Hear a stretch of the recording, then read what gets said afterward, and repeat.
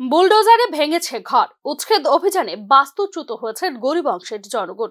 তাই বিকল্প বাসস্থানের ব্যবস্থা না করে দক্ষিণ রামনগরে উচ্ছেদ অভিযান স্থগিত রাখার আবেদন জানিয়ে সোমবার মুখ্যমন্ত্রী অধ্যাপক ডক্টর মানিক সাহাকে চিঠি দিলেন বিরোধী দলনেতা জিতেন্দ্র চৌধুরী। আগরতলা বিকল্প জাতীয় সড়ক নির্মাণে আখাউড়া চেকপোস্টে সংলগ্ন বড়াল গোল চক্করে দক্ষিণ রামনগরে রাস্তার দুপাশে ড্রেন নির্মাণে স্থান চিহ্নিত করা হয়েছিল। 2018 সালে সরকার পরিবর্তনের পর নয়া সরকার ওই সড়কের নতুনভাবে শ্রেণীবিন্যাস করেছে। তাতে অনেক পরিবারের বাড়ি ঘরে উচ্ছেদ অভিযান চালানো হচ্ছে। ফলে উচ্ছেদ অভিযানে গৃহহীন হয়ে পড়েছে ক্ষতিগ্রস্তরা বলে চিঠিতে উল্লেখ করেছেন রাজ্যের বিরোধী দলনেতা।